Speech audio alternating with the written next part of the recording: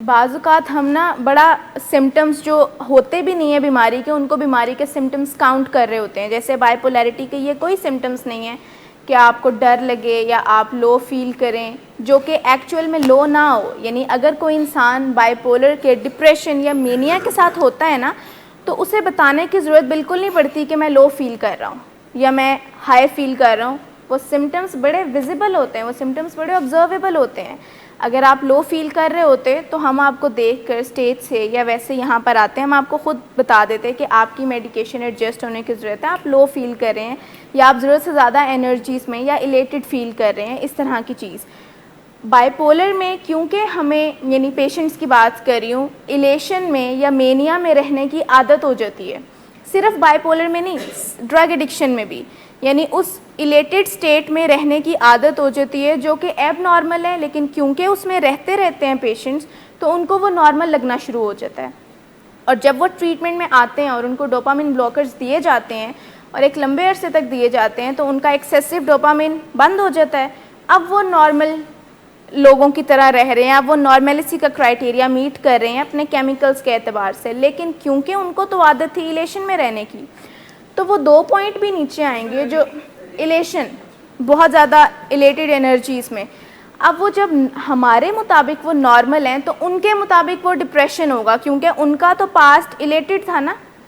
उनको लगेगा अब मुझ में उतनी एनर्जीज़ नहीं है, अब मैं उस तरह से जोक्स क्रैक नहीं करता जैसे मैं पहले करता था, अब मुझे हर छोटी बात में खुशी या कहका लगाने का मौका नहीं मिलता। ये क्यों हो रहा है मेरे साथ? अब मैं आपको बताऊं, ये बिल्कुल नॉर्मल चीज़ है किसी डॉक्टर, किसी एक्सपर्ट के एतबार से, कि हर वक्त खुश नहीं भी रहा जा सकता। यानी हर वक्त आप खुशी नहीं फील कर रहे हैं, ये बिल्कुल नॉर्मल है। लेकिन आपको वो लो इसलिए लग रहा है क्योंकि आप तो इलेशन में रहा करते थे, तो जो आपको लो लग रहा है ना, वो हमारा नॉर्मल है। इस चीज़ से आपने परेशान नहीं होना कि मैं कब तक इस लो मूड में रहूँगा। जब आप एक्चुअली लो होंगे ना, तो वो नज़र आ जाएगा आपके बाहर से, आपको देखने से ही कि अब कोई इंसान लो है या इंसान इलेटेड एनर्जीज़ में। कि जब ब्रेन में आप ड्रग्स एक्सपोज करा के अपने ब्रेन को एक्सेसिव डोपामिन रिलीज़ करा रहे होते हैं ना, तो ब्रेन अपने रिसेप्टर्स को फ्री कर देता है। यानी ब्रेन के हाथ खड़े हो जाते हैं एक किस्म के, और अब वो कंट्रोल नहीं कर रहा, अब कंट्रोलिंग मैकेनिज़्म कोई नहीं है हमारे ब्रेन में। तो वो जो एक्सेसिव डोपामिन है वो फ्लोट करता रहेगा। वो जो उसकी रीअपटेक होनी थी ना, डोपामिन जब भी हमारा निकलता है तो जितनी ज़रूरत होती है हम वो इस्तेमाल कर लेते हैं, उसके बाद वो वापस रिसेप्टर्स में जाके ब्लॉक होना होता है। ये चीज़ ख़त्म हो जाती है ड्रग्स करने से। अब वो निकलता रहेगा और वही डोपामिन आपको अगर आज खुशी दे रहा है तो कल वो बहुत फ्रस्ट्रेशन, इरिटेशन देगा और उल्टे उल्टे कामों में इंगेज करा देगा, जिसके नताइज डिस्ट्रक्टिव होंगे। उसको ब्लॉक करना पड़ता है दवाइयों से और वापस ब्रेन को, उसके मैकेनिज़्म को बहाल करना पड़ता है कि आके फंक्शनिंग संभाल लें और वापस बंद किया करें इस डोपामिन को।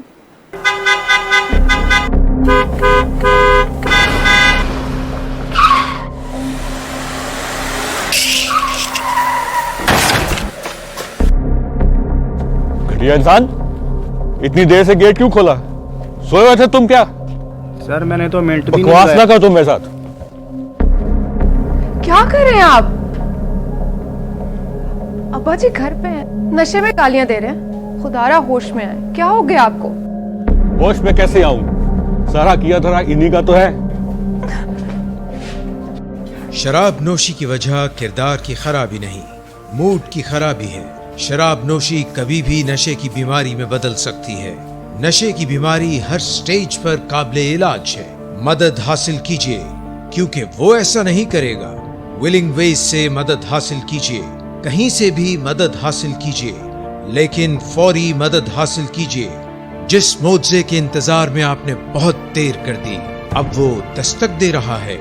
मदद हासिल कीजिए, मदद हासिल कीजिए, मदद हासिल कीजिए।